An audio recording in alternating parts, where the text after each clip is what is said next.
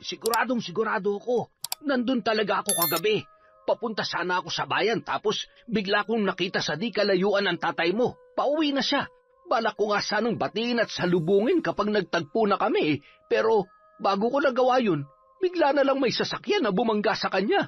Buti na lang at nakapagtago ako ng mabilis. Pero ayun nga, sasakyan mismo ni na Madam Sonia ang nakita kong bumangga sa kanya. Pagkatapos nila siyang banggain, binalikan pa at sinagasaan ang katawan niya. Wala nang dapat pang patunayan. Alam kong kayo may gawa nito kay tatay. Kung inaakala niyong nagtagumpay kayo sa mga plano niyo dahil pinatay niyo ang punong abala namin, nagkakamali kayo. Baka nakakalimutan niyo lahat kami rito nagkakaisa. Isa lang ang paninindigan namin. Bilang anak ng punong abala, isang balita ko lamang sa mga kababayan ko. Pare-pareho nila kayong itataboy rito. Wala kayong lugar dito. Huwag na kayong bumalik dito kahit kailan. At kapag nakita pa ulit kitang tumapak dito sa bakuran namin, magdedemanda na ako. Taon 2016. Visayas. Maagang bumabagtas patungo sa bayan ang karamihan sa mga residente ng isang sitio. Bitbit nila ang kanilang mga paninda, sakay ng tricycle o nakatangan sa mga bisikleta upang maghanap buhay. Isa sa kanila si Liza, isang dalagang masigasig sa kanyang munting negosyo. Nagtitinda ng hamburger, footlong at iba pang street food na kilalang patok sa kanilang lugar. Sa hanay ng mga nagtitinda, siya ang pinakadinadayo. Hindi lang dahil sa sariwang sangkap o malinis na paghahanda, kundi sa kakaibang sarap ng kanyang mga paninda. Kaya naman hindi nauubos ang pila sa kanyang pwesto at palagi siyang nakakauwi ng may malaking kita, kasama ang masasarap na ulam para sa kanyang ama. Uy, Lisa! Hala, Owen, ang aga mo ngayon na. Hindi pa nga ako tapos magbukas ng pwesto. Wala pa ako naluluto. Ganun talaga. Kesa mamaya pa ako pumunta. Mas matagal nang hihintayin ko sa pila. Grabe ka. Pero seryoso ha? Ngayon lang ulit tayo nagkita. Isang buwan na ba yung huling punta mo rito? Kasi lagi namang mahaba ang pila dito Ilang beses na akong sumubok pumila pero hindi ko talaga matiis. Alam mo namang madali akong mainip. Saka sobrang init din. Hindi ko na kaya yung nakatayo sa gitna ng araw ng matagal. Kaya naisip ko, puntahan ka na lang na maaga. Para pagbukas mo, ako ang unang customer mo. Nako, pasensya na. Alam mo, hindi ko rin inaasahan na papatok tong negosyo na naisip namin ni tatay Hindi ko akalaing magugustuhan nila yung mga luto ko. Di ayos yan. At least may pinagkakaabalahan ka. Hindi tulad dito sa amin. Karamihan, puro tambay lang. Nagsisiga-sigaan sa kalsada pero wala namang silbi. Kaya ikaw lang talaga yung tinuturing kong kaibigan Ayokong makisama sa mga taong walang patutunguhan sa buhay. Grabe ka naman. Pero salamat ha. Ikaw ba, anong pinagkakaabalahan mo ngayon? Ako? Nag-aaral pa rin pero nagsa-sideline din kahit papano. May mga nagpapagawa ng website at nagpapaayos ng computer. Kaya yun munang pinagkakakitaan ko. Hindi naman kalakihan ang kita pero kahit papano may sarili na akong baon. Aba, mabuti yan. Hindi mo na kailangang humingi sa magulang mo. Ituloy mo lang yan. Ngayon pa lang sigurado akong malayo mararating mo. Pagka-graduate mo, siguradong mas gagaling ka pa dyan. Siyempre, inspired ako sa iyo Ginagaya lang naman kita. Gusto ko rin habang bata pa ako, may sarili na akong diskarte. Sa panahon ngayon, mahirap nang umasa lang sa diploma Kailangan marunong kang dumiskarte. At sa'yo ko natutunan yun. Naks, salamat naman. Pagka-graduate mo, anong plano mo? Siyempre, Maynila na. Doon ako maghahanap ng trabaho. Wala namang matinong oportunidad dito Talaga? Alam mo, parang ganun din ang gusto ko balang araw. Sa tingin ko, mas madami pang customer ko kung ililipat ko sa Maynila tong negosyo ko. Baka nga mapalawak ko pa't makapagpatayo pa ako ng sariling pwesto. Yan talagang gusto ko para sa amin ni tatay. Kapag stable na yung kita, makukumbinsi ko na siyang sumama na lang sa akin sa negosyo at hindi na kailangan maghanap pa ng ibang trabaho. Ikaw pa, Siguradong magagawa mo yan. Ang galing mo kaya. Pero, asan na ba si tatay mo ngayon? Ayun, nasa malayong lugar. Hindi ko alam kung saan mismo pero kagabi pa siya umalis eh. May sideline ulit sa construction. Ah, tinutulungan pa rin ba siya ni Mayor? Oo naman. Siya lagi nagbibigay ng mga sideline kay tatay. Siya rin yung nagbigay ng puhunan para makapagsimula ako ng negosyo. Kung hindi dahil kay Mayor Tolentino, wala akong matitinda rito ngayon. Buti pa kayo may matinong mayor. Sa amin, puro kurakot. Ang daming pinatay yung building pero wala namang natatapos. Tapos ngayon, yung bagong tatakbo, kamag-anak niya rin. Nakakasawa na. Sino pa ba yung ibang tumatakbo?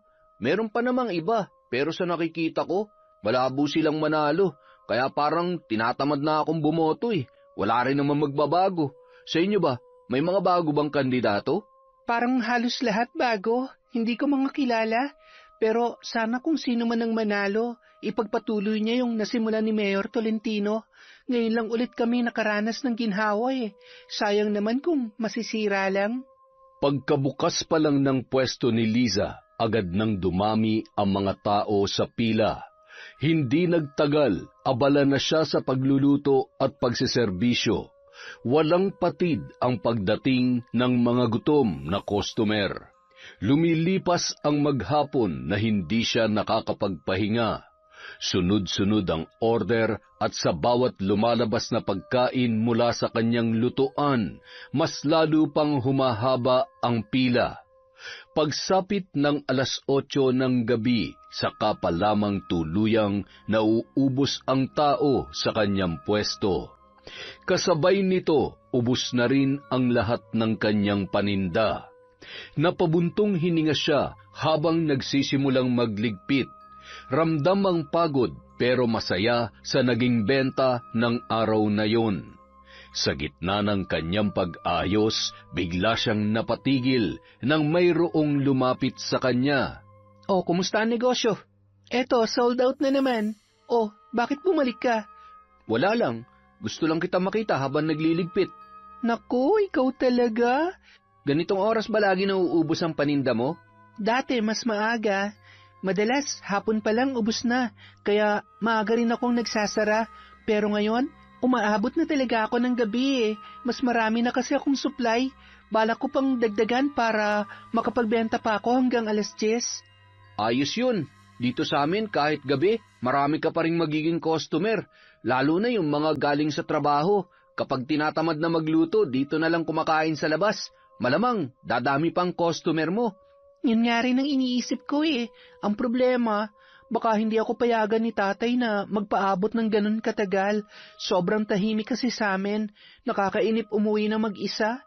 At least kung magpapalit ako rito, pag uwi ko, diretso tulog na. Gusto mo, tulungan kita magligpit?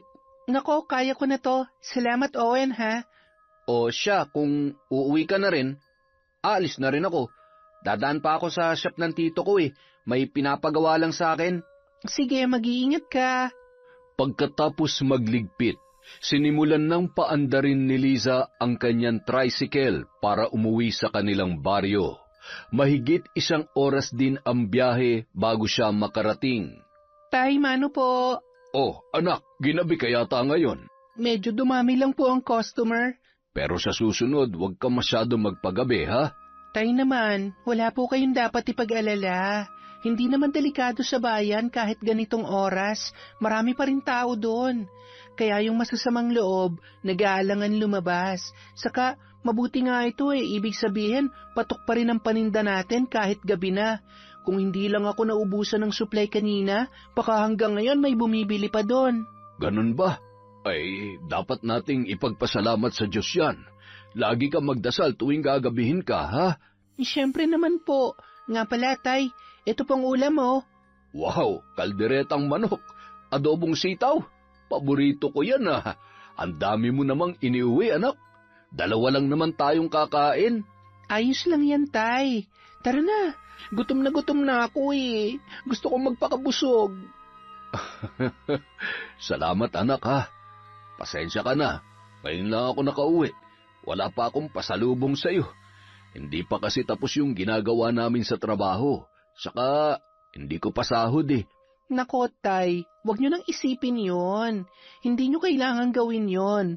Ako na po ang magpapakain sa inyo. Hindi tulad ng iba na sa magulang pa humihingi ng pagkain. Ayokong tumulad sa ganon. Hanggat malakas ang negosyo ko, ako magdadala ng pagkain at pera dito. Kung pwede nga lang, gusto ko na kayong patigilin sa trabaho eh. Tulungan niyo na lang ako sa bayan. Naiintindihan naman kita, anak. Pero alam mo naman ng tatay mo, ayokong tumigil sa pagkayod. Pakiramdam ko kasi pag huminto ako, para na rin akong tumanda ng tuluyan. Kahit senior na ako, marami pa akong gustong gawin. Mas gusto ko pa rin yung may sariling trabaho at nakakagala. Nalilibang din ako nun. Hayaan niyo, Tay, pag yumaman tayo, ipapasyal ko kayo sa kung saan-saan, kahit sa ibang bansa pa. Talaga? Abay, gusto ko yan. Pero sa ngayon, anak, i-enjoy mo muna ang pagkabata mo. Minsan, pag wala akong ginagawa, turuan mo ako magluto para ako naman na magtitinda pag wala akong trabaho. Naiintindihan ko na gusto mo makatulong pero bigyan mo rin ng oras ang sarili mo. Makipagkaibigan ka, maglibang ka rin. Hindi masama magtrabaho pero may tamang edad para dyan. Salamat po, Tay. Tatandaan ko po yan. Huwag po kayo mag-alala. Sige anak, halika't kumain na tayo. Mukhang masarap tong luto mo. Kinabukasan, maagang nagising si Liza at tulad ng nakasanayan, wala na ang kanyang ama. Maaga rin itong pumapasok sa trabaho, kaya sanay na siyang mag-isa kapag sumasapit ang umaga.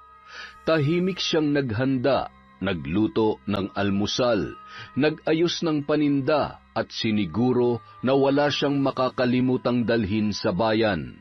Masayahing bata si Liza, pero ngayon may ibang dahilan kung bakit siya masayang lumabas ng bahay. Hindi lang siya excited na magtinda, excited din siya na makita si Owen. Si Owen lang kasi ang nagparamdam sa kanya na hindi siya nag-iisa. Sa lahat ng mga nakilala niya, ito lang ang may kapareho niyang pananaw sa buhay. Hindi ito tulad ng ibang kabataan na inuuna ang paglilibang. Pareho silang mas piniling magbanat ng buto kesa umasa sa magulang. At para kay Liza, may kung anong kaginhawahan sa pagkakaroon ng isang taong nakakaintindi sa kanya. Habang abala sa pag-aayos ng kanyang pwesto, biglang dumating ang binata. Basa pa ang buhok nito, halata na bagong ligo. At nang mapalapit ito kay Liza, naamoy niya ang pabango noon na preskong-presko. Halong amoy ng sabon at banayad na halimuyak ng kahoy, kaya hindi niya napigilan ang bahagyang pagngiti. Magandang umaga, Liza. Uy, ang aga mo na naman ah.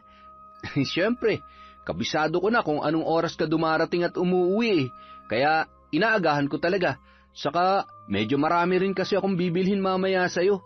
May bisita kasi ako at ipapatikim ko sa kanila yung burger at footlong mo. Habang abala sa pag-aayos ng mga sangkap, napalingon si Liza sa mga batang nagtatakbuhan at nagsisigawan sa kalsada. Puro pawis at dumi ang mga yon, pero halata ang kasiyahan sa kanilang mga muka. Isa sa kanila ang halos mabuwal sa sobrang bilis ng pagtakbo, habang ang iba naman ay nagtatawanan at walang pakialam sa mundo. Dahil sa nakita, biglang sumimangot si Liza. Hay nako, nandidiri talaga ako kapag nakakakita ko ng mga batang naglalaro. Sinasayang lang nilang mga oras nila. Kung tumutulong na lang sana sila sa mga magulang nila, may ambag sana sila sa mundo. Hindi yung puro laro lang na ganyan. Tapos pagdating sa bahay, magtatanong ng, Ma, anong ulam? Ay, ayoko talagang kinakaibigan yung mga ganyang bata. Higit sa lahat, ayaw na ayaw ko sa kahit anong laro. Napatawa na lamang si Owen sa sinabing yon ni Liza. Umiling ito habang nakapamulsa at tiningnan ang mga bata ng nakangiti. Para sa akin, wala namang masama sa paglalaro nila. Tulad natin, mga bata pa lang din ang mga yan. Normal lang yun. Sa edad nating to, hindi pa naman talaga dapat tayo nagtatrabaho. Tsaka, Iba-iba ang pamilyang kinalalakihan ng bawat bata, kaya hindi rin natin sila pwedeng husgahan kaagad. Basta para sa akin, ayos lang sa mga bata maglaro. Huwag lang silang pasaway sa mga magulang nila. Walang problema doon. Hay nako, basta ako, hindi pwede sa akin yan. Kung ako lang ang magulang nila, hindi ko sila paglalaruin. Pagtatrabahuin ko na agad para matuto na sa murang edad. Hindi yung ganyan, nakakasikip lang sila dito sa kalsada. Napailing na lamang si Owen. Halatang aliw na aliw sa pagiging seryoso ni Liza sa kanilang pinag-uusapan. Okay lang yan, ano ka ba? Hayaan mo na lang sila. Bilisan mo na dyan ng pagluluto para makapagbukas ka na at nang makapila na ako. Hay nako, sandali nga lang, malapit na rin to. Samantala, nang mga sandaling yun ay may dumating na pulang sasakyan sa naturang sitio. Agad na bumaba si Sonia Aguilar. Huminga siya ng malalim. Tila ninanamnam ang hangin na hindi niya naramdaman sa matagal na panahon. Ngunit imbis na magmuni-muni, mas lumutang ang kanyang kasakiman. Hindi para sa ala-ala, kundi para sa mga oportunidad na nakikita niya sa paligid. Sumunod namang bumaba ang iba pa niyang mga kasamahan, kabilang ang kanyang anak na si Donald, na agad na nagtakip ng ilong at tila hindi komportable sa paligid. Grabe! Tingnan mo anak ko, totoo nga ang sinasabi nila. Bukod sa masaganang bunga ng mga pananim rito, malawak din ang buong kalupaan. Ngayon pa lang ay hindi ko na mabilang kung ilan ang pwede kong maipatayo rito. Mami, sigurado ba talaga kayo na dito kayo sa lugar na to tatakbo bilang mayor? Wala naman tayo masyadong kakilala rito eh. Tingin nyo ba mananalo kayo rito? Alam mo ang balita ko, halos lahat ng mga residente dito ay hindi nakapag-aral. Makaluma kasi ang culture ng mga tao rito. Bukod sa sinauna nilang pananamit, nasa panahon pa rin ng kalesa ang mga mindset nila.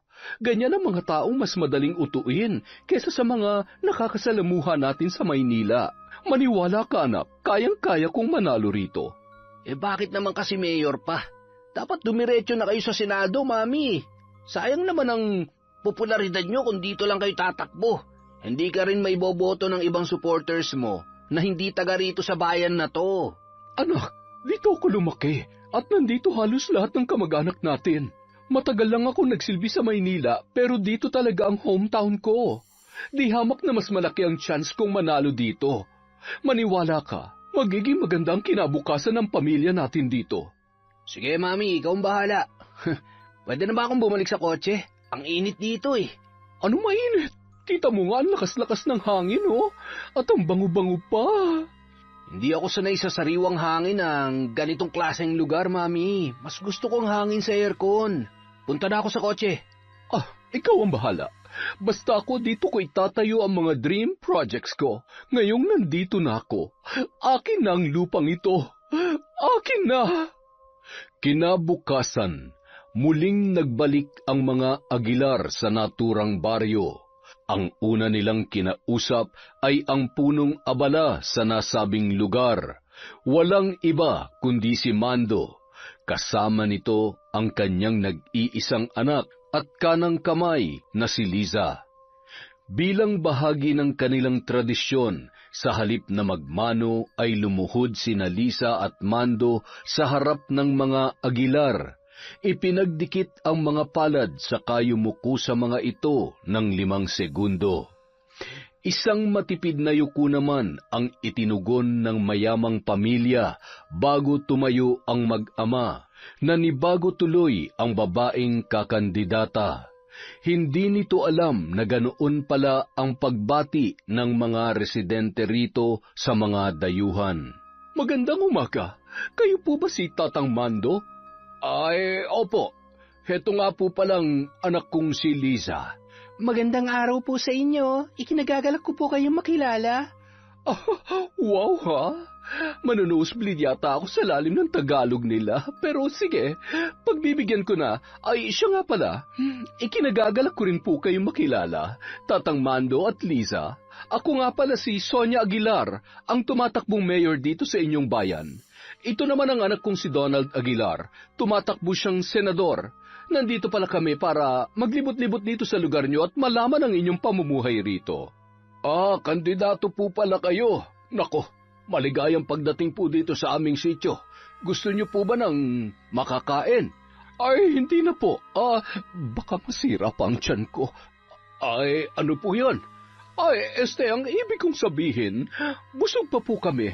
Nandito lamang talaga kami para makapanayam kayo at para ibahagi na rin ang aming mga paunang plataforma para dito sa inyong lugar. Ay, wala pong problema. Gusto niyo po bang tumuloy sa loob? Bahagyang sumilip si Sonia sa bukas na bintana ng bahay. Palihim siyang napailing dahil bukod sa napakaliit ay bulok-bulok na rin ang pinagtagpi-tagping kawayan sa loob. Nandiri ang ginang. Sa tansya niya ay hindi siya tatagal kahit 1 minuto lamang sa loob noon. Dito na lang tayo sa labas. Para makasagap na rin tayo ng sariwang hangin. Hindi ba? Abay, wala pong problema. Sige, kukuha lamang po ako ng mauupuan natin. Sige, maraming salamat. Tay, ako na lamang po ang kukuha. Nang mailatag na ang mga upuan sa labas, nagsimula na ang panayam ng mga Aguilar sa punong abala. Nagtagal ng mahigit 1 oras ang kanilang pag-uusap. Halos lahat ay tungkol sa mga achievements ng pamilya Aguilar sa mundo ng politika. Tila ipinakikilala nila ang kanilang sarili para magpa-impress sa mahirap na komunidad ni Lisa at Mang Mando. At yun na nga po, sana'y marami kayong natutunan sa mga ibinahagi namin at sana nakilala nyo kami ng lubusan. Wala kaming ibang hangad kundi ang makatulong sa mga Pilipino. Kaya naman yun ang dahilan kung bakit buong pamilya namin ay nasa loob ng politika.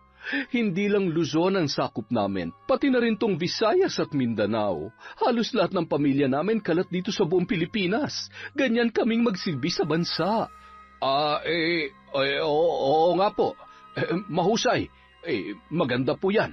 Maraming salamat po sa pagbisita ninyo rito sa sityo namin.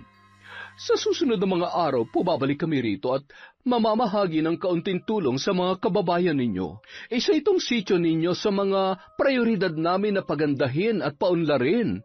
Sana'y suportahan niyo po ako, pati na rin ang anak ko sa Senado.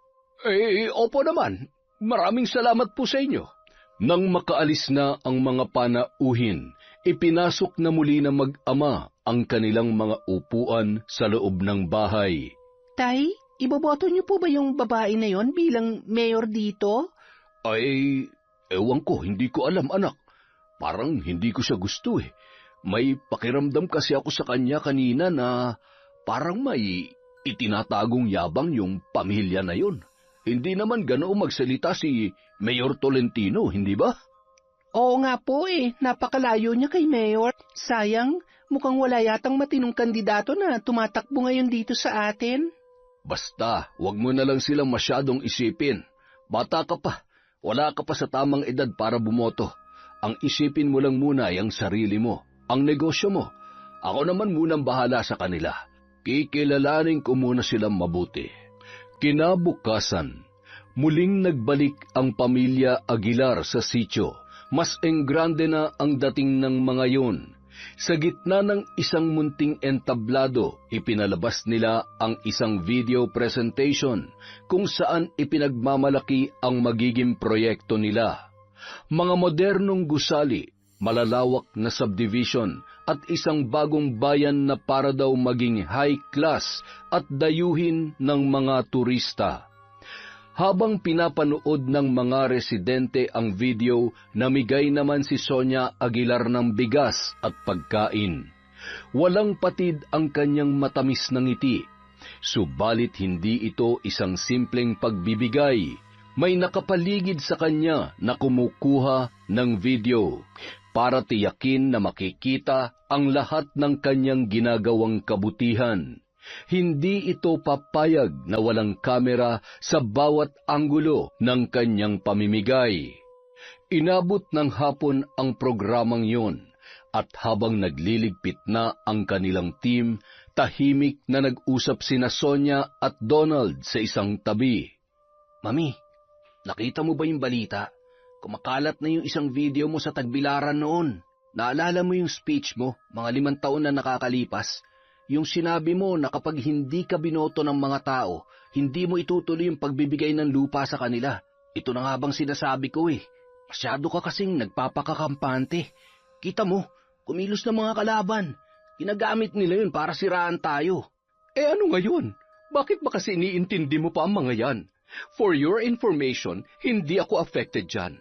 Saka hindi rin yan makakasira sa pagtakbo ko rito. Maniwala ka sa akin. Wala naman marunong gumamit ng social media rito. Tapos yung mga karatig na lugar nila, mukhang hindi na rin updated sa mga issues na yan.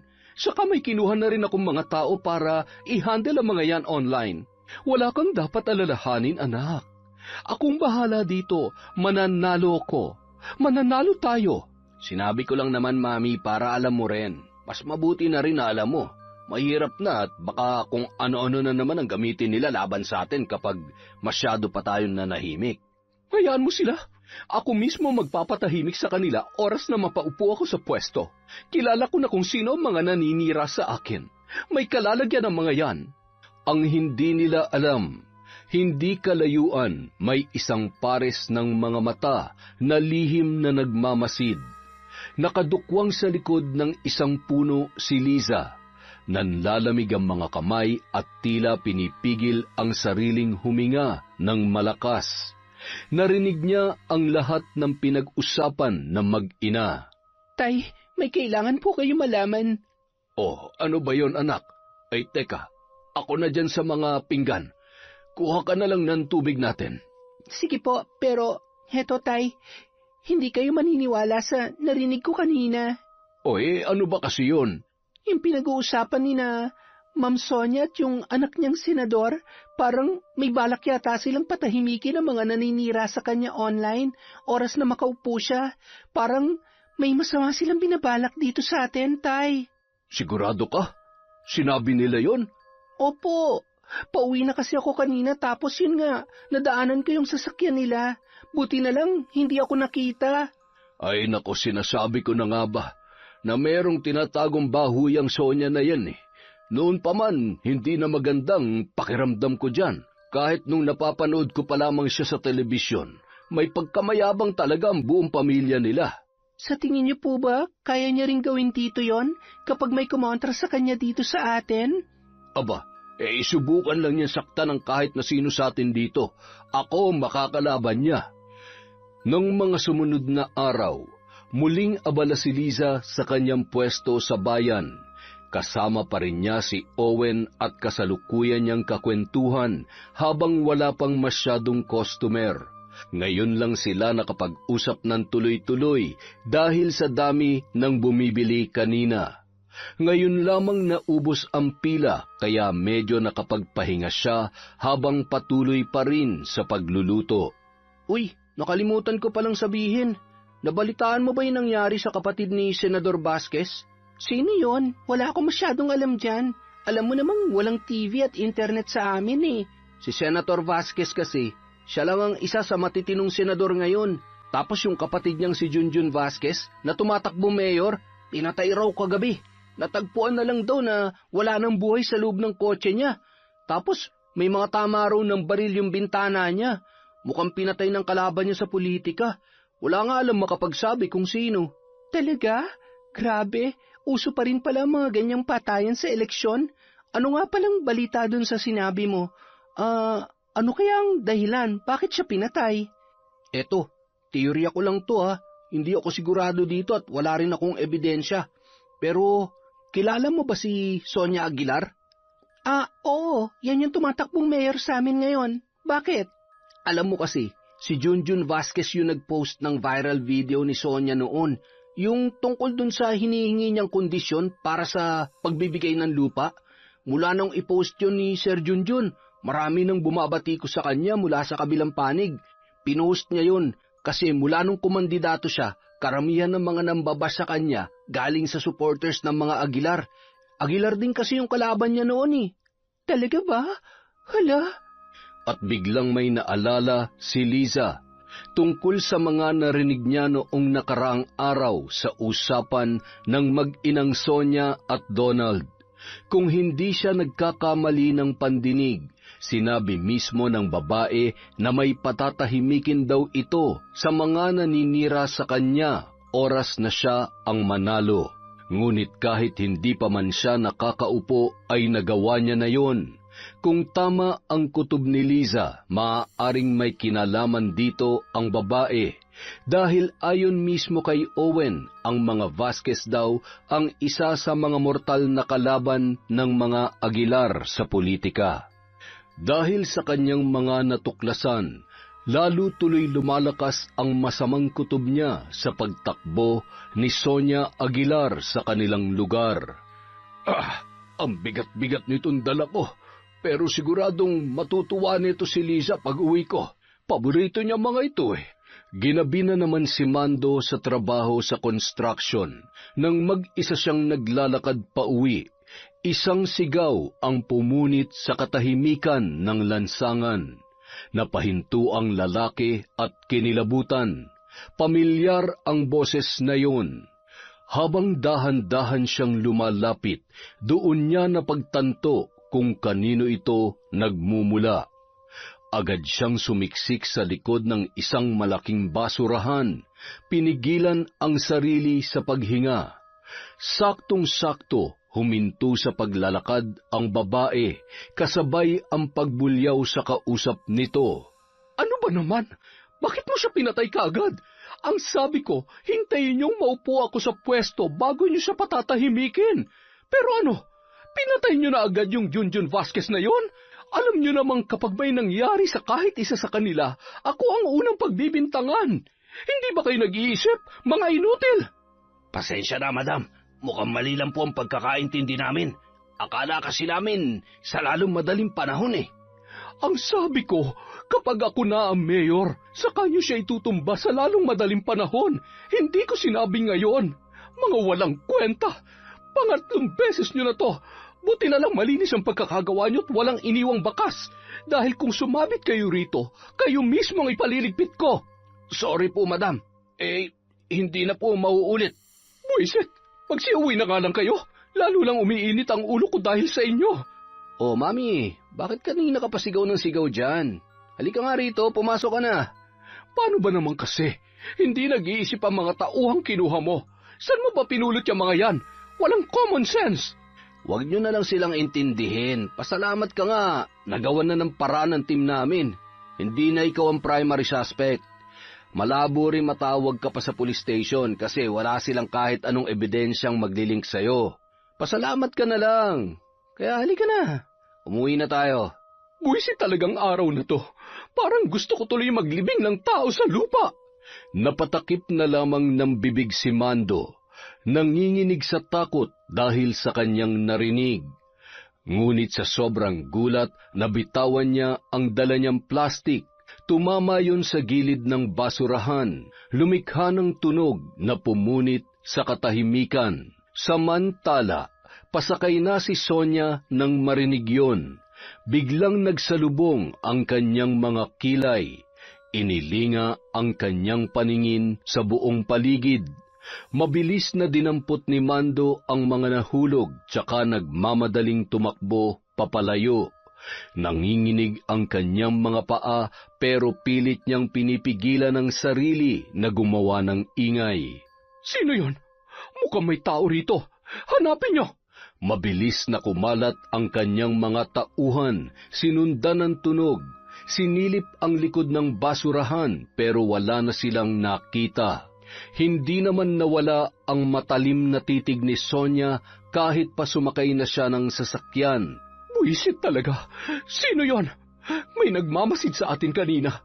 Mahuli ko lang kung sino siya. Ako mismong huhukay ng libingan niya. Wow, mami. Pinahanga mo ako ah. Ilang araw ka pa lang rito, nahahawa ka na sa lalim ng Tagalog nila. Kinabukasan, maaga muling nagising si Mando para sa pagpasok sa kanyang trabaho. Naabutan niyang mahimbing pa ang tulog ng kanyang anak kaya bahagya niya itong kinumutan saka lumabas na lamang ng silid.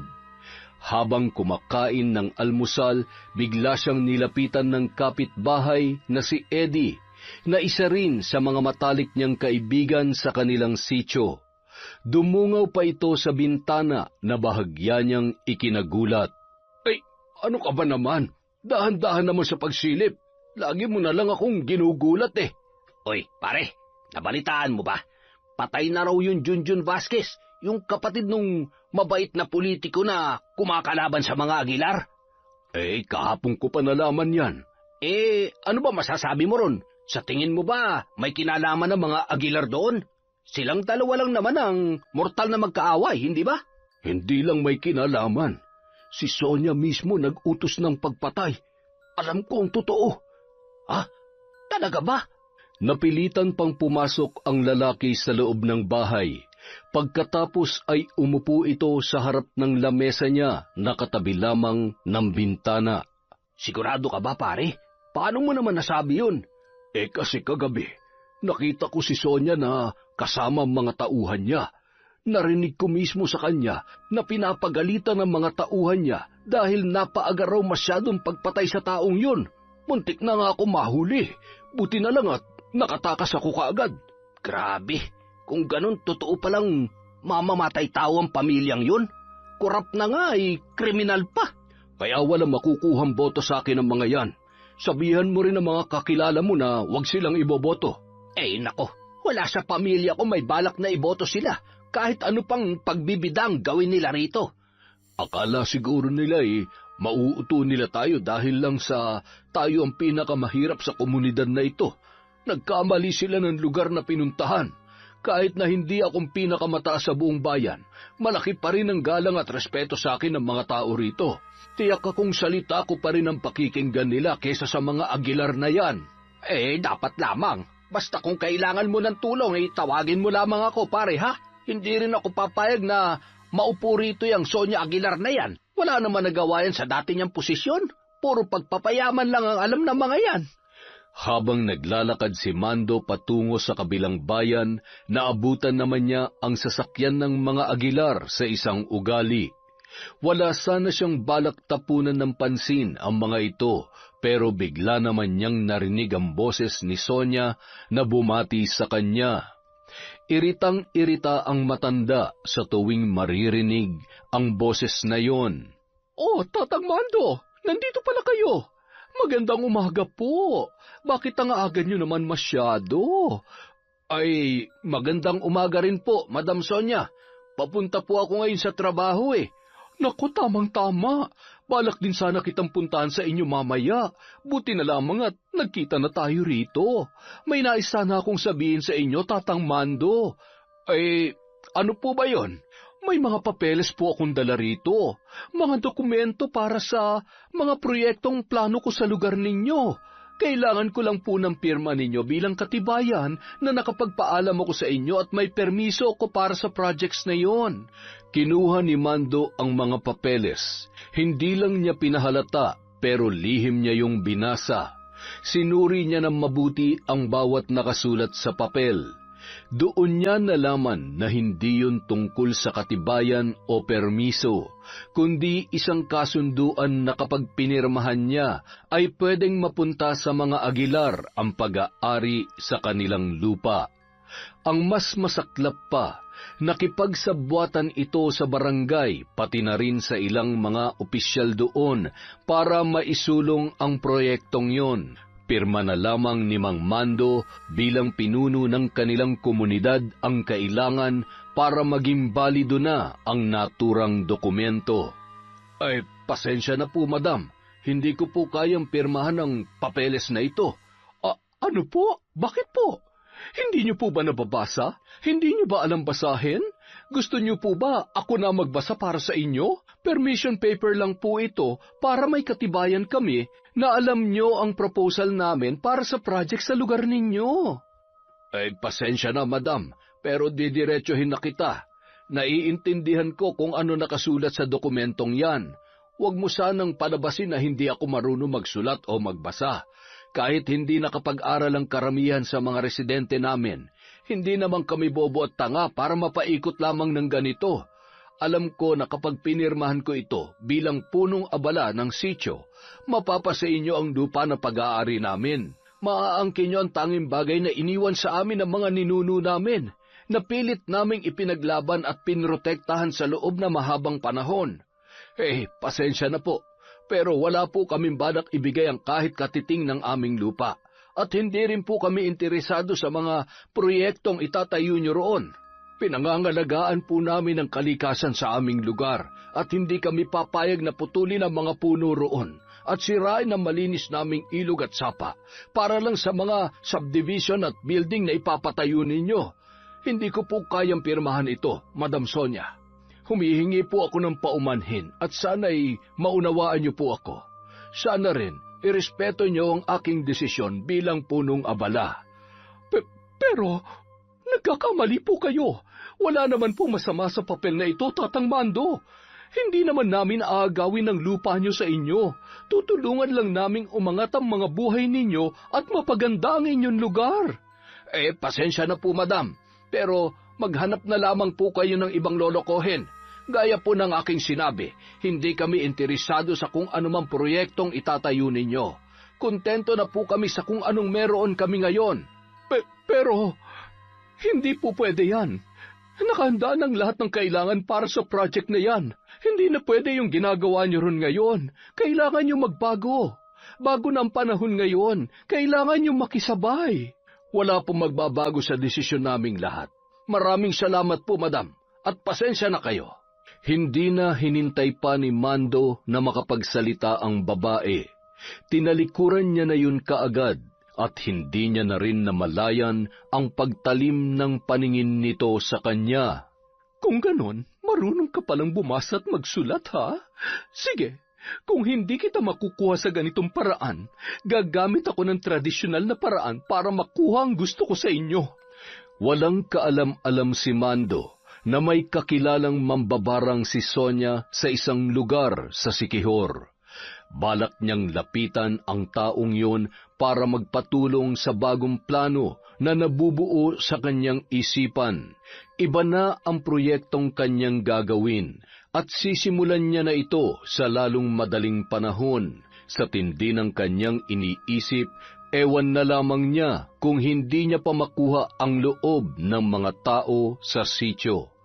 At kapag lahat na ng mga ito ang nagsalita, siguradong wala nang magagawa kahit pa ang punong abala. Isang gabi, habang naglalakad pauwi si Mando, na muling bitbit ang biniling pasalubong para sa kanyang anak, sasabihin niya na rin dito na baka simula bukas ay hindi na siya makakauwi gabi-gabi dahil kakailanganin na nilang manatili sa trabaho. Sa kalagitnaan ng kanyang paglalakad, isang rumaragasang sasakyan ang umagaw sa kanyang paningin. Bago pa siya makagawa ng aksyon, nabangga na siya ng kotse at tumilapon na papalayo. Sa lakas ng pagbunggo noon, napunta kung saan-saan ang mga dala niyang pasalubong, habang siya naman ay bumagok ang ulo at mabilis na nagkalat ang dugo sa lupa. Nagmamadaling umalis ang sasakyan. Sa halip na siya ay tulungan, ginulungan pa siya nito sa huling pagkakataon na lalong nagpalasog ng kanyang mga buto. Samantala, sa di kalayuan ay may isang matang nagmamasid.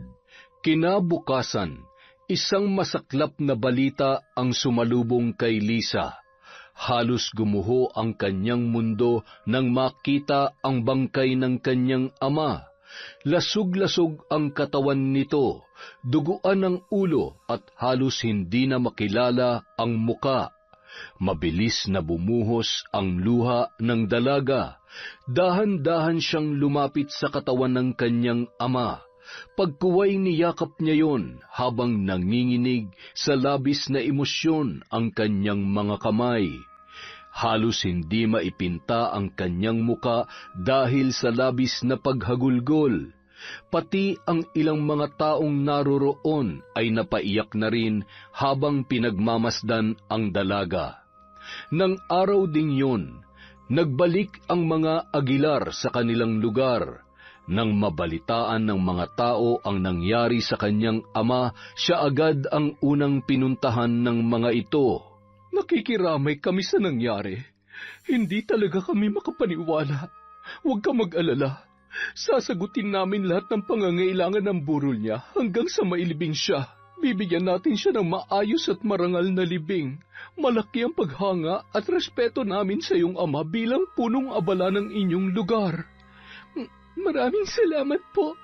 Pero gusto ko po sana mahuli kung sino ang bumangga sa tatay ko. Yun ang mahirap, anak. Dahil walang CCTV dito sa lugar ninyo o kahit mga tanod man lang na nagro-ronda sa gabi, walang nakakita sa nangyari. Hindi nga natin malaman kung aksidente lang ba ang pagkakabangga sa kanya o sinadya talaga.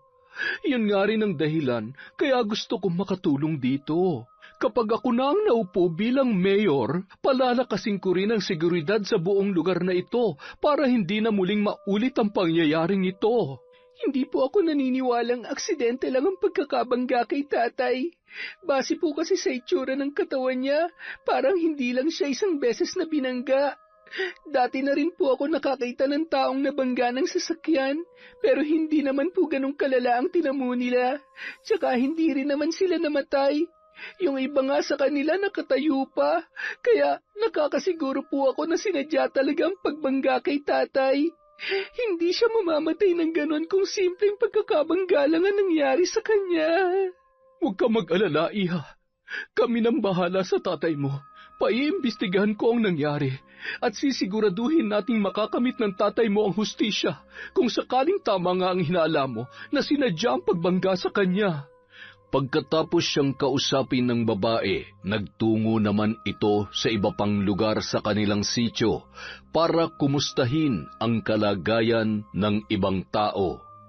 Nung mga oras na yon, labis pa rin ang pagtulo ng kanyang mga luha habang hinihintay na ilabas sa punerarya ang katawan ng kanyang ama na kasalukuyan ng iniimbalsamo. Maya-maya pa, nagulat siya sa biglang pagdating ni Eddie. Lisa, mabuti at nandito ka pa. Mang Eddie, buti po nakarating kayo dito. Kasalukuyan na pong inaayusan si tatay sa loob. Naghihintay na lamang po ako rito sa labas. Lisa, Iha, makinig ka. Alam ko nangyari sa tatay mo. Ano po? Nakita ko kagabi habang pauwi ako. May sasakyan na bumangga sa kanya at yung sasakyan na yun ay sasakyan mismo ni na Madam Sonia, yung lagi nilang ginagamit sa pagpunta rito. Ano po? Sigurado po kayo? Siguradong sigurado ako. Nandun talaga ako kagabi. Papunta sana ako sa bayan tapos bigla kong nakita sa di kalayuan ang tatay mo. Pauwi na siya. Balak ko nga sanang batiin at salubungin kapag nagtagpo na kami, pero bago ko nagawa yun, bigla na lang may sasakyan na bumangga sa kanya. Buti na lang at nakapagtago ako ng mabilis. Pero, ayun nga, sasakyan mismo ni na Madam Sonia ang nakita kong bumangga sa kanya. Pagkatapos nila siyang banggain, binalikan pa at sinagasaan ang katawan niya. Sinasabi ko na nga ba, hindi aksidente ang pagkamatay ng tatay ko. May pumatay sa kanya. Pero, hindi ako makapaniwalang sina Madam Sonia yon.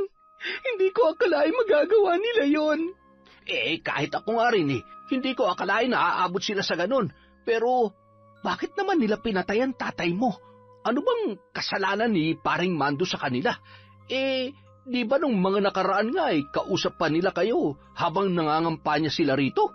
Noon pa man po, may mga napapansin na kaming kakaiba sa pamilyang yon. Matagal na namin silang naaamoy ni tatay na meron silang hindi magandang gagawin dito sa atin. Siguro, baka nagkita uli sila ni tatay habang wala ako at doon na sila kinumpronta ni tatay. Hindi nga malabong mangyari yun. Pero kung ganun nga parang sobrang sama naman yata ng mga Aguilar na yan para gawin nila yun sa tatay mo. Hindi lang sila basta masama. Mga demonyo sila. Hindi niya na napigilan pang humagulhol. Napayakap na lang siya kay Mang Eddie at pilit namang pinakakalma ng matanda ang kanyang loob. Kinabukasan, Maraming dumalo sa burol ni Mando. Nasa harapan pa rin ng kabaong si Lisa at panay ang iyak, habang si Eddie naman ay nasa tabi lamang at nakabantay sa bata. Maya-maya pa, tila may nagbago sa ingay sa paligid, parang may bagong panauhin na dumating. Nakuha nito ang atensyon ng lahat ng tao. Pati si Liza, na kasalukuyang iniiyakan ang ama sa harap ng kabaong, ay napalingon din sa pinagmumulan ng ingay. Laking gulat niya nang masilayan ang mga Aguilar. May bitbit pang malaking bulaklak ang isang lalaki na kasama ni Sonia. Lumapit ang mga ito sa kanya at nagtangkang hawakan ang kanyang kamay. Nakikiramay kami, Iha. Hindi! Nagulat ang mga tao sa narinig at nagbulungan. Lisa, bakit parang galit ka? Kayo may kasalanan kung bakit nangyari to sa tatay ko. Kayo ang pumatay sa kanya. Ano bang sinasabi mo, Liza? Hindi kita maintindihan, anak. Huwag niyo ako matawag-tawag na anak. Huwag na kayo magpanggap. Kayo ang bumangga kay tatay, di ba? Dahil alam niyong tutol siya sa kung ano man na pinaplano niyo rito, kaya pinatay niyo siya. Gaya ng ginawa niyo sa iba niyong pangkaaway, mga kriminal. Hindi dapat kayo nauupo sa pwesto. Mas masahol pa kayo sa mga demonyo. Dahan-dahan ka sa pananalita mo, bata. Huwag mo kaming sigawan dito. Huminahon ka lang. Alam kong masakit ang nangyari sa tatay mo, kaya naiintindihan ko kung wala ka sa kondisyon ngayon. Pero huwag ka naman masyadong magpalamon sa galit. Gaya ng sinabi ko sa iyo, tutulungan ka namin sa investigasyon sa kaso ng tatay mo para mapatunayan kung may pumatay ba talaga sa kanya. O baka naman isang aksidente lang na hindi naman natin maiiwasan sa mundong ito. Wala nang dapat pang patunayan. Alam kong kayo may gawa nito kay tatay. Kung inaakala niyong nagtagumpay kayo sa mga plano niyo dahil pinatay niyo ang punong abala namin, nagkakamali kayo. Baka nakakalimutan niyo lahat kami rito nagkakaisa. Isa lang ang paninindigan namin. Bilang anak ng punong abala, isang balita ko lamang sa mga kababayan ko. Pare-pareho nila kayong itataboy rito. Wala kayong lugar dito. Huwag na kayong bumalik dito kahit kailan. At kapag nakita pa ulit kitang tumapak dito sa lugar namin, magdedemanda na ako. Hindi na nakapagsalita pa ang mga Aguilar. Napayuko na lamang sila at sabay-sabay na lumabas ng punerarya. Bakas sa kanilang mga anyo ang pagkapahiya, lalo't marami ring nakarinig at nakakita sa buong paligid. Pagkarating sa loob ng sasakyan, halos umusok ang ilong ni Sonia sa galit. Binalibag pa nito ang shoulder bag na agad ding pinulot ng isa sa kanyang mga tauhan. Buisit na batang yan? Paano ba siya nagka-idea na ako nga nagpasagasa kay Mando? Hindi na bale, itutuloy ko na talaga ang plan B ko. Humanda kayong lahat. Walang araw na hindi umiiyak si Liza habang nakabantay sa burol ng kanyang ama. Hanggang sa mailibing ito, halos walang pahinga ang kanyang mga mata sa pag-iyak at pagtangis. Kulang na lamang ay maubusan na siya ng luha dahil sa lungkot na kanyang nararamdaman. Kasalukuyan siyang nakatunganga sa isang tabi. Tila wala sa sarili nang bigla siyang makarinig ng mga katok sa pinto. Inabot ng ilang minuto bago niya naisipang tumayo at pagbuksan yon. Bahagyang namilog ang kanyang mga mata nang masilayan si Sonia Aguilar. Mag-isa lang ito at tila hindi yata nakabuntot ang kanyang mga tauhan. Magandang araw, Iha. Pasensya ka na. Hindi na ako nakadalaw sa libing ng tatay mo kahapon. Alam kong masama pa rin ang loob mo. Mayroon sana akong nais sabihin sa'yo. Wala na po tayong dapat pag-usapan. Sinira niyo ng buhay ko. Pero ito'ng tatandaan niyo. Hinding-hindi niyo masisira ang aming lugar at ang lupaing ito. Huwag na kayong umasa na meron pang susuporta rito sa inyo. Wala na kayong makukuhang boto sa kahit isa sa amin dito. Higit sa lahat, itutuloy ko rin po ang demanda sa inyo. Kahit wala pa akong ebidensya, may witness ako sa nangyari nung gabing yon. Hindi niyo pwedeng itanggi na hindi kayo may gawa. Sa katunayan, nandito nga ako para humingi ng tawad sa iyo. Kahit wala naman kaming kasalanan sa nangyari, ako nang nagpapakumbaba. May dala nga pala ako rito. Isang bagto, iha. Mga kalahating milyon ang laman nito. Tanggapin mo sana bilang tulong para makapagsimula ka ulit sa iyong buhay. Huwag mo sanang masamain ito, ha? Hindi ko po kailangan ng pera niyo. Hindi niyo ako masisilaw sa kahit anong salapi o yaman na meron kayo. Hindi na magbabagong isip ko. Itutuloy ko ang demanda sa inyo at hindi rin po ako titigil hanggat hindi ko napapatunayan na kayo ang nasa likod na nangyari sa tatay ko. Iha, huwag na sana nating gawing komplikado ang sitwasyon. Kahit ano pang iba mong bintang sa amin, wala kang magagawa. Wala kaming kasalanan. Nandito ako para magbigay ng tulong sa iyo. Isang tulong para makapagpabago ng buhay mo, kahit na mag-isa ka na lamang. Sa ayaw at sa gusto mo, kakailanganin mo ito para mabuhay mo ang sarili mo. May sarili po akong negosyo. Wala kayong mapapala sa panunuhol na ginagawa nyo. Umalis na kayo rito. Kung ayaw nyo makalimutan ko na mas matanda kayo sa akin. Maya-maya lang din lalabas na ako at pupunta sa mga bahay-bahay para isa-isang sabihan ng mga kabaryo ko na huwag kayong iboto. Kaya kung ako sa inyo, umatras na kayo ngayon pa lang. Dahil kung hindi, sama-sama kaming gagawa ng ingay para dungisan ang pangalan nyo. Malapit ng eleksyon, kapag nagkaroon pa kayo ng isang issue, siguradong malaki ang epekto nito sa reputasyon ninyo. Kung ganon, sige. Wala na ako magagawa. Siguro, ibibigay ko na lamang ito sa judge na hahawak sa kaso ng tatay mo, para kahit magdemanda ka, hindi ka na rin papanigan ng korte. Sayang, binigyan na kita ng pagkakataon para maayos ang buhay mo, pero ikaw na mismo ang sumira nito. Tinalikuran na siya ng babae, dala ang bag na puno ng pera. Nais pa sana niya itong sagutin pero hindi na siya nakakilos dahil sa labis na galit. Halo-halong emosyon ang sumasabog sa kanyang utak. Hindi niya napigilan ang pagsarado ng mga kamao dala ng sobrang galit. Nang sumunod na araw, handa na si Liza na simulan ang kanyang plano laban sa mga Aguilar. Sa tulong ni Mang Eddie ay iimbestigahan nila ang nangyari sa kanyang ama. Hahanap sila ng mga ebidensya na pwedeng magdiin kay Sonia. Ngunit bago pa niya yun magawa, isang masamang balita ang nakarating kay Liza. Ang kapitbahay nilang si Melo, dinapuan daw ng malubhang sakit. Bigla na lamang nagkaroon ng malalalim na sugat ang buong katawan nito, kasabay ng pagdapo ng isang mataas na lagnat. Sinilip niya ang kalagayan ni Melo, halos masuka siya sa naging itsura ng lalaki. Nangitim ang mga kuko at labi nito, halos mabakbak na rin ang balat.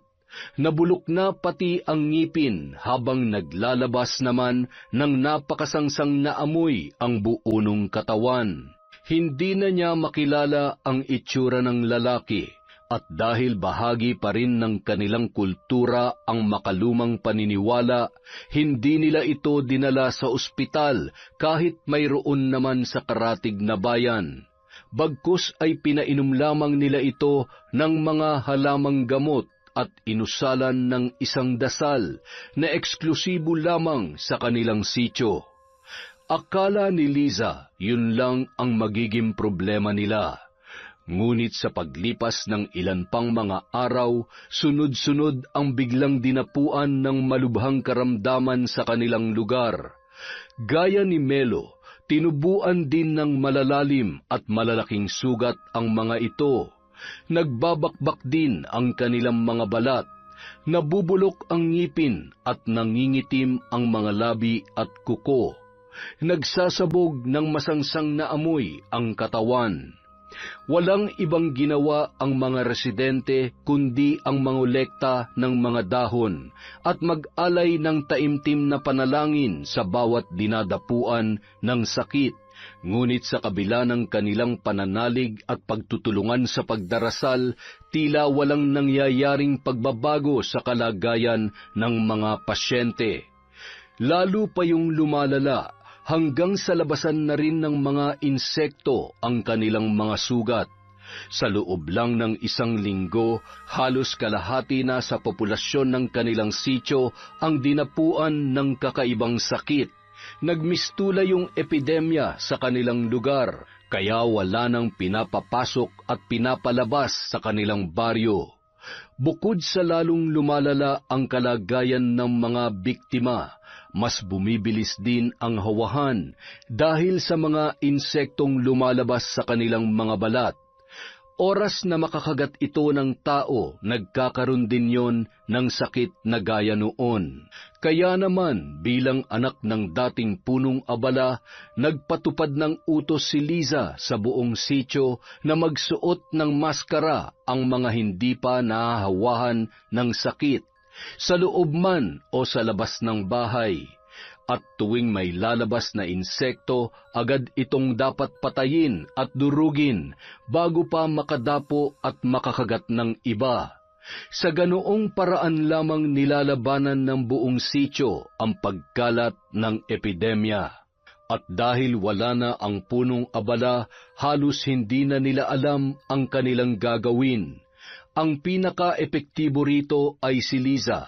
Dahil siya ang anak ni Mando, siya ngayon ang sumasalo sa mga hinaing ng kanyang mga kababaryo. Ngunit dahil nasa murang edad pa lamang siya, wala rin siyang magawa para sa mga ito. Wala siyang maisip na solusyon.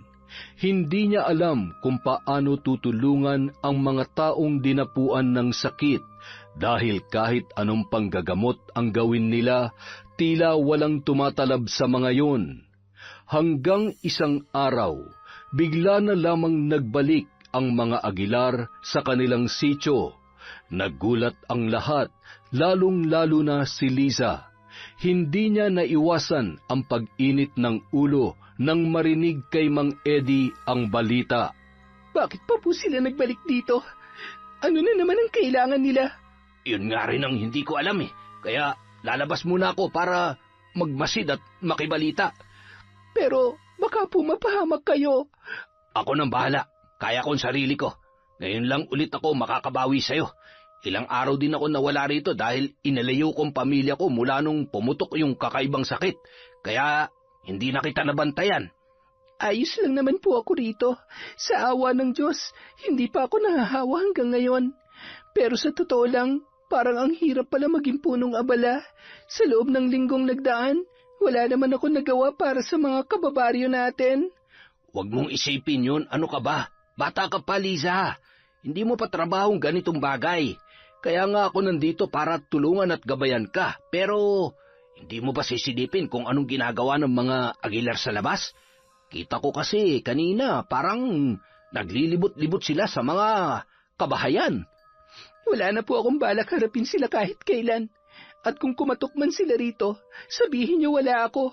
Papatayin ko na rin muna mga ilaw at isasara ang mga bintana para hindi na nilalapitan tong bahay namin. Pagkaraan ng ilang araw, isang panibagong balita ang kumalat sa buong sitio. Marami na raw sa mga residente ang gumaling.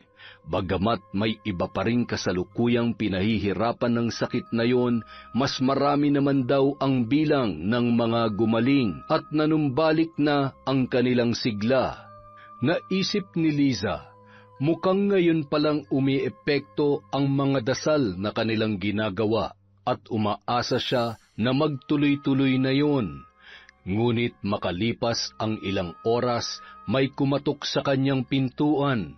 Sa kanyang pagbukas, laking gulat niya nang makita na yun ay walang iba kundi si Sonia. Iha, magandang araw. Kumusta ka na? Nandito nga pala kami para hindi ba't may usapan na tayo? Ayoko na makikita na pupunta kayo dito. Pero hindi mo alam kung gaano kalaking tulong ang nagawa namin sa mga kababaryo mo. Kami ang naghahatid ng lunas dito. Ang mga lunas na dinala namin ang dahilan kaya marami na sa kanila ngayon ang gumagaling. Kaya lang kita pinuntahan dito para ihatid ang balitang ito, para mabawasan na rin ang bigat sa iyong kalooban. Ano po bang ibig niyong sabihin? Paano kayo nakatagpo ng lunas sa isang sakit na hindi pa naman nadidiskubre? Paano ko ipapaliwanag sa iyong lahat kung alam kong hindi mo rin naman ako paniniwalaan? Kaya nga gusto ko sana magkaayos na tayo. Dahil mas marami tayo matutulungan kapag magkasama tayo at tanggap niyo kami rito. Hindi ko po kayo matatanggap dito. At lalong hindi kayo matatanggap ng mga kababaryo ko. Wala sa amin ang boboto at susuporta sa inyo. Kaya kahit ano pang tulong ang gawin nyo, wala kayong mapapala sa amin. Tingnan lamang natin, bata. Gayon pa man, pasensya ka na ulit sa abala. Gaya ng dati, muli siyang tinalikuran ni Sonia na parang gustong mang-asar. Talagang inuubos na ng babaeng yon ang kanyang pasensya. Kaunti na lamang at makakalimutan na niya na bata pa lamang siya at baka kung ano na ang magawa niya rito. Nang sumunod na mga linggo, nagkaroon ng motorcade ang ilan sa mga tumatakbong mayor sa kanilang lugar. Tahimik lang na nanonood si Liza sa bintana ng isang eksena ang umagaw sa kanyang pansin. Nagulat na lamang siya nang biglang lumakas ang mga sigawan ng sina Sonia Aguilar na ang dumating. Kumakaway pa ito sa mga tao habang nakasakay sa likod ng isang magarang truck. Hindi siya makapaniwala sa kanyang nakikita. Bakit ganon? Bakit pumapalakpak ang mga tao sa kanya? Ano nangyayari dito? Napilitan na lamang siyang lumabas ng bahay at nakiusyoso sa mga tambay sa gilid. Bakit po parang sinusuportahan pa nila si Madam Sonia? Ay, ano ka ba naman, Liza? Hanggang ngayon ba, galit ka pa rin sa kanya? Ha? Bakit po hindi? Kami kasi, nagbago ng tingin namin sa kanya. Napatunayan niya na kaya niya tayong tulungan sa kahit na anong sakuna o kalamidad. Kita mo naman na nangyari. Sa lahat ng mga tumatakbo rito na nagbigay ng mga tulong at dasal ay sina Sonia lang ang nakapagpagaling at nakapagpahinto sa sakit bago pa ito kumalat sa buong lugar. Kung hindi dahil sa kanya, baka ngayon ay laman na tayo ng balita dahil sa lumalalang sakit. Salamat sa Diyos, dumating ang isang katulad niya rito. Kaya wala na kaming dahilan ngayon para hindi siya suportahan. Pero, siya po ang pumatay sa tatay ko. Kahit si Mang Eddie nakita niya ang nangyari nung gabi. Sila po ang sumagasa kay tatay. Hindi po natin dapat sinusuportahan ang mga taong ganyan. Sakim sila sa kapangyarihan. Gagawin nilang lahat, makuha lang ang gusto nila at mapanatili lang ang kanilang pangalan sa itaas. Liza, wala nang naniniwala sa ganoon. Napatunayan na ni Madam Sonia na mabuti ang kanyang intensyon. Sa tingin mo ba, magpapadala siya ng mabisang lunas dito sa sitio kung hindi niya tayo mahal? Wala na akong iba nakikitang kandidato na mas hihigit pa sa kanya. Sigurado nga ako, mahihigitan din niya ang mga nagawa rito ni Mayor Tolentino. Hindi! Hindi pwede to! Hindi totoo yan! Nang matapos ang motorcade, magkasama muli ang mag-inang Aguilar sa loob ng sasakyan. Walang humpay sa pagtawa ang babae habang iritang-irita naman ang kanyang anak. Mami, ano bang ginagawa mo? Kanina pa ako nababanas dyan sa tawa mo. Pwede ba tumigil ka? Bakit ako titigil? Ito ang tamang panahon para mag-celebrate, anak. Kita mo ang reaksyon ng mga tao sa atin kanina? Tayo ang pinakasinigawan at pinalakpakan ng malakas. Tagumpay lahat ng plano ko. Nakuha na natin ang tiwala ng mga tao. Ano ba kasing ginawa mo? Nagpatulong na naman kayo sa mambabarang? Si Arma Lucia ang tumulong sa akin. Siya ang mambabarang nakakilala ng tita Banet mo sa Siquijor. Sa kanya ako nagpatulong para gumawa ng isang sakit na ipinakalat ko rito sa sitio. Dahil siyang gumawa ng sakit, siya rin ang nakakaalam ng lunas noon. At yung gamot na yon ang ginamit ko para pagalingin ang mga tao rito. Kita mo? Paniwalang-paniwala sila sa ginawa ko. Kaya, sikat na sikat tayo rito. Talaga? Si Arma Lucia? Pero mayaman siya, hindi ba? Paano siya naging mambabarang? At saka, nasa Maynila siya ngayon, hindi ba? Bakit? Kailangan ba lahat ng mambabarang ay mahirap at mukhang dukha? Alam mo, ang mga mangkukulam at mambabarang sa panahon ngayon, kaya na rin makipagsabayan sa modernong pamumuhay ng mga tao. Kaya nila makisalamuha kahit kanino sa liwanag. Hindi sila mga isolated lang na tao na nakakulong lang sa probinsya at walang ibang ginagawa kundi magkalat ng sumpa. Itigil mo na yung mindset na ganyan, ha? Dahil sa barang, sigurado ng panalo natin sa eleksyon. Wala nang makakapigil sa pagsikat ng pangalan natin dito at dapat magpasalamat ka. Eh di wow, so ano nang balak nyo sa susunod? Ipapabarang nyo na lang lahat ng mga nakakalaban nyo sa politika? Good idea! Bakit ba ngayon mo lang naisip yan? Sana pala, hindi ko na lang pinapatay si Junjun Vasquez, pati si Tatang Mando. Kung pwede ko naman pala silang ipabarang na lang, para malabo na talagang pagsuspetsahan ako ng mga tao. Ay, bakit kasi ngayon ko lang naisip ito? Hay nako, Mami. Hindi mo naman maiisip yun kung hindi ko sinabi. Kaya dapat sa akin ka magpasalamat. Ay, oo nga pala anak. Siyempre, maraming salamat sa suggestion mo. Ngayon, alam ko na kung anong gagawin sa mga magbabalak na bumangga sa atin. O, ano ng plano nyo ngayon? Wala na tayong ibang dapat gawin ngayon kundi mag-relax. Sigurado na ang panalo natin sa eleksyon. Kapag naupo ako, babaguhin ko ang buong sitio. Ililipat ko sa ibang lugar ang mga dukhang tao ron. Saka ko lilinisin ang lugar nila at gagawing commercial place. Yun lang ang tanging paraan para mapakinabangan yon. Sayang naman kasi, nakagitna sila sa mga maunlad at maiingay na bayan tapos sila tong pinakatahimik at napag-iiwanan? Gagawin kong paraisong kanilang sitio. Samantala, labis naman ang pag-iyak ni Liza habang nakaluhod sa harap ng altar. Hindi siya makapaniwala na babaliktad sa kanya ang kanyang mga kababaryo. Dahil wala na ang kanyang ama, wala na ring tumatayong punong abala sa kanilang sitio. Kaya naman ang mga kababaryo nila ay unti-unti nang nawawalan ng landas at natutukso na ng mga sakim at trapong politiko. Diyos ko, bakit po ganon? Bakit parang nakalimutan na yata ng mga kababayan ko ang aming ipinaglalaban? Bakit ang dali na nilang nasilaw sa pagbabalat kayo ng mga nakatataas na tao? Sa inyo na po ako humihingi ng tawad sa kung ano man ang gagawin ko ngayon. Ito na lamang po ang naiisip kong paraan para pigilan ang mga sakim sa kung ano man ang binabalak nila sa aming lugar. Hinalungkat ni Liza ang mga lumang kagamitan ng kanyang ina. At natagpuan niya sa lumang aparador nito ang mga sinaunang kagamitan na ginagamit noon sa pambabarang.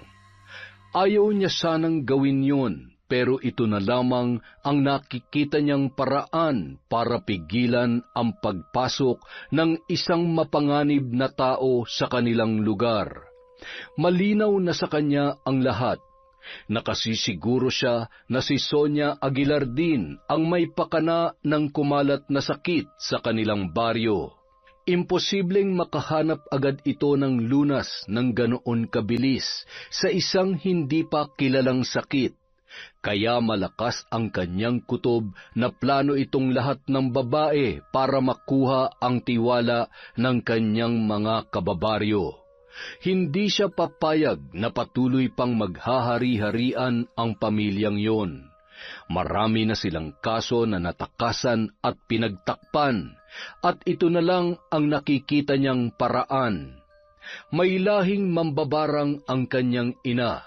Katunayan din, bago ito pumanaw noon ay naituro at naipasa niya kay Liza ang kanyang karunungan. Subalit sa kanyang paglaki, pinili niyang wag itong gamitin dahil ayaw niyang makapanakit ng iba at nais niyang mamuhay bilang isang normal na tao.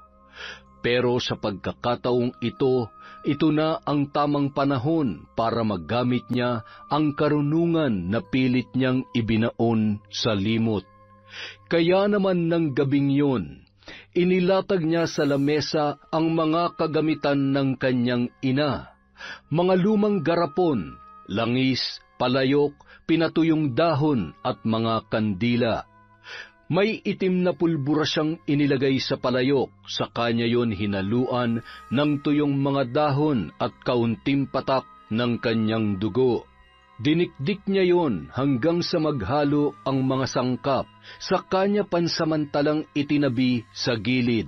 Mahigit kalahating oras siyang lumuhod sa harapan noon at umusal ng dasal na tanging siya lamang ang nakakaunawa.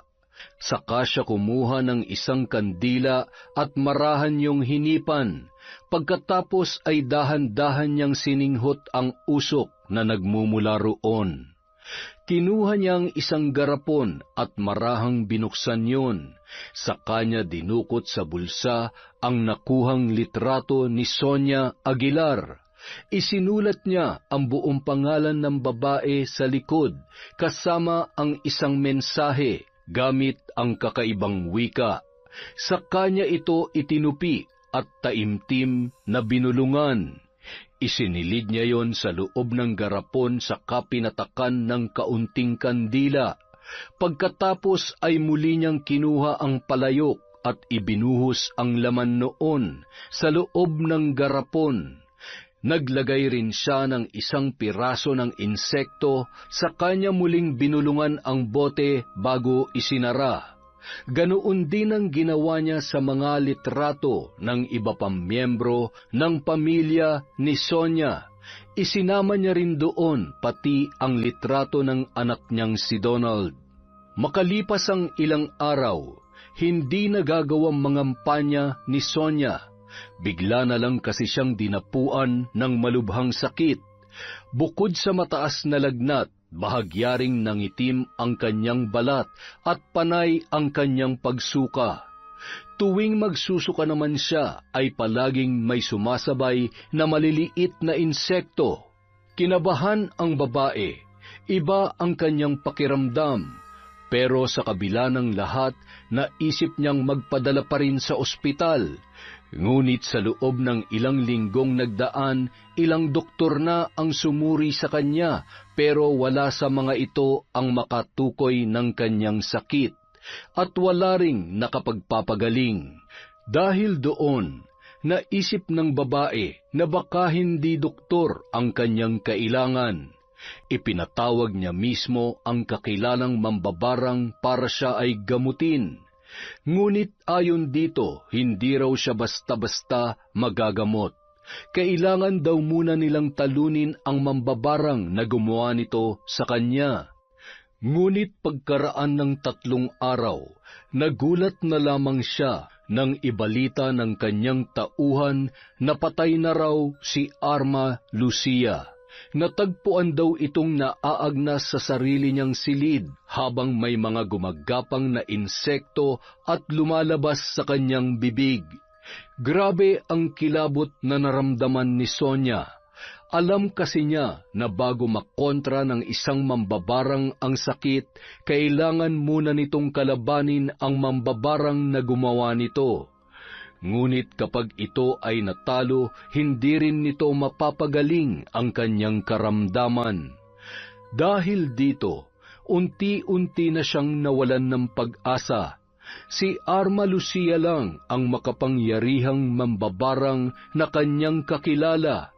Hindi niya na alam kung saan pa siya magpapahanap ng mas magaling pa doon. At higit sa lahat, wala rin silang ideya kung sino ang pwedeng gumawa nito sa kanya. Kaya naman sa loob ng mga buwan na nagdaan, patuloy na nakaratay si Sonia sa ospital, tila pinarurusahan ng sino mang gumagawa nito sa kanya. Hindi alam ng mga doktor kung ano ang gagawin, kaya binibigyan na lamang siya ng mga gamot na makapagpapabagal sa kanyang paglala. Pero wala na ring maibigay na permanenteng lunas ang mga yun. Samantala, hindi lamang si Sonia ang nagkasakit. Dahil sa loob din ng mga buwang lumipas, 15 sa miyembro ng kanilang pamilya ang dinapuan ng ganoong karamdaman, kabilang na ang kanyang anak na si Donald. Dahil dito, Hindi na sila nakapangampanya pa at sa kauna-unahang pagkakataon ay napilitan silang umatras sa eleksyon. Hindi yon matanggap ng babae. Walang araw na hindi siya umiiyak dahil doon. Bukod sa kanyang sakit, palagi rin siyang dinadalaw ng masamang panaginip kung saan pinaparusahan daw sila ng taong bayan dahil sa mga korupsyon na kanilang ginagawa. At tuwing siya ay magigising, ramdam niya ang pananakit na ginawa ng mga tao sa kanyang panaginip. Napaiyak na lamang si Sonia. Hanggang kailan pa kaya siya magtitiis sa ganitong kalagayan? Isang araw, nagulat siya nang biglang bumukas ang pinto ng kanyang silid. Nakita niya ang kanyang panauhin. Walang iba kundi si Liza. Lisa, ikaw ba yan? Anong ginagawa mo rito? Gusto ko lang kumustahin kung buhay ka pa. Tama nga ang hinala ko. Ang masamang damo, matagal mamatay. Ha? Anong ibig mong sabihin? Kaharap mo ngayon ang taong nagbigay ng parusa sa'yo. Anong ibig mong sabihin? Ikaw ang may pakana nito? Ikaw ang nagbigay ng sakit sa akin? Akala mo siguro hindi ko malalaman na ikaw ang nagpakalat ng sakit sa sityo. Tapos ikaw rin ang nagpamudmod ng mga lunas para mapaikot mo mga kababaryo ko at makuha ang loob nila. Tama ako, di ba? Bakit ka nagsasalita ng ganyan? Wala kang kasing sakim, Sonia. Kayo ng buo mong pamilya. Lahat gagawin nyo, wag lang kayo maagawan ng posisyon. Abot hanggang langit ang kasakiman nyo sa pera at kapangyarihan. Liza, ikaw ba talaga yan? Bakit ganyan ka magsalita? Si Liza ka ba talaga? Kamusta ka na, Madam Sonia? Ang laki na pala ng pinagbago mo. Hindi ako sanay na makita kang nakaratay dyan. At lalong hindi ako sanay na marinig ang boses mo na nanghihina. Hayop ka! Ikaw ang gumawa nito! Ibalik mo ko sa dati kong kalusugan! Ibalik mo ang lakas ko! Napakasama mo! May taning na nga ang buhay mo. Ang lakas pa rin ng loob mo magpanggap na malakas. Sa tingin mo ba may magagawa ka kahit lantang gulay ka na lang dyan? Kahit gamitin mo pa lahat ng pera mo, hinding-hindi ka nagagaling. Ako lang ang pwedeng magpagaling sa'yo, tandaan mo yan. Pakiusap! Tama na! Ayoko na! Tama na! Hindi ko na kaya to! Hindi ko na kaya! Kung inaakala mong kayo ng pinakamakapangyarihan dito sa bansa dahil lang sa pangalan at impluensya nyo, nagkakamali kayo. Masyado nang mataas ang lipad nyo. Kailangan nyo nang bumaba sa lupa. Ano bang gusto mong gawin ko para mapatawad mo na ako? Kanina parang gusto mo pa akong laitin. Ngayon nagmamakaawa ka na? Diretsuhin mo na lamang ako. Ano bang kailangan mo para matigil na ito? Ang kailangan ko ay hustisya para sa ginawa mo sa tatay ko at sa buong sityo namin. Makukuha ko lang yon kung mamamatay ka rin. Hindi.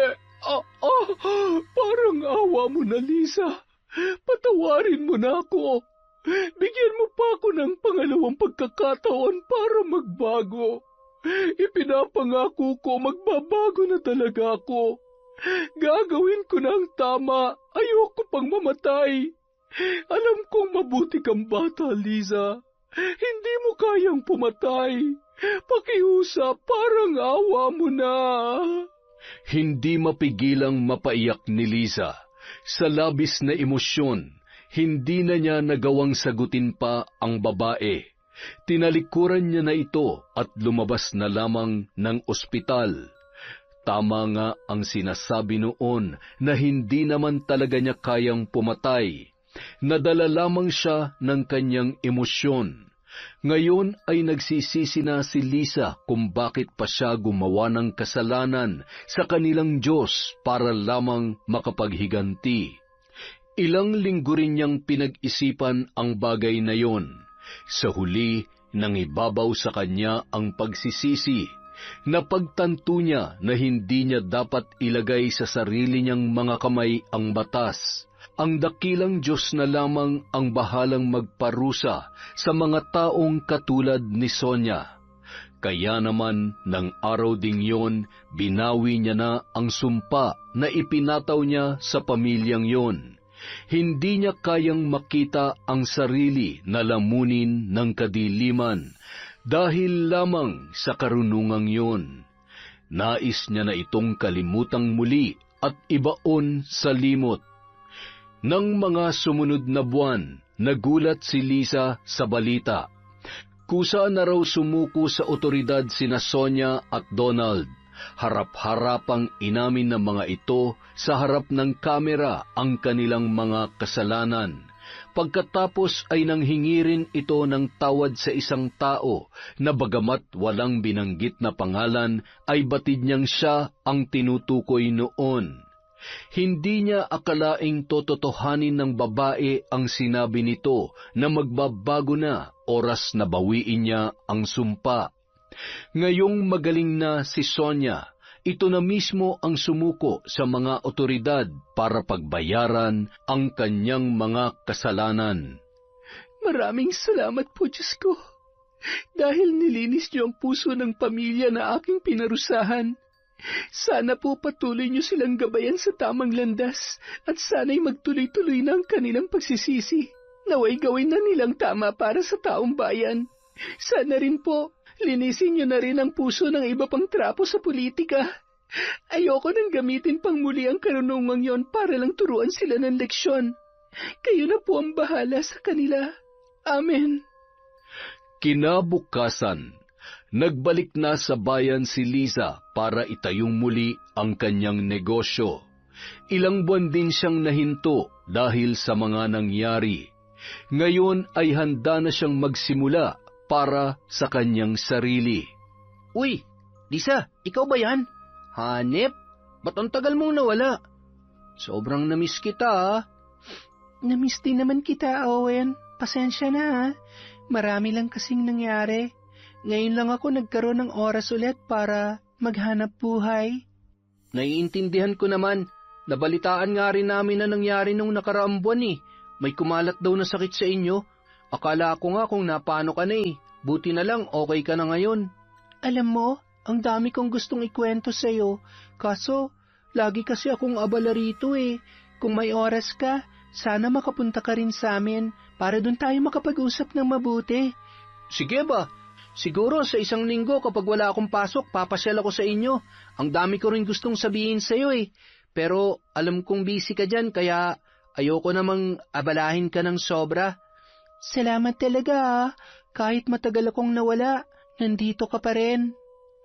Kahit mag-isa na lamang si Lisa sa buhay, patuloy siyang nagsumikap para itaguyod ang kanyang negosyo. Sa paglipas ng panahon, natupad din niya ang pangarap na makapunta sa Maynila at doon na rin siya nakapagtayo ng sariling pwesto. Kasama niya sa Maynila ang kaibigan niyang si Owen na sa mga panahong yon ay isa ng manager sa isang malaking IT company.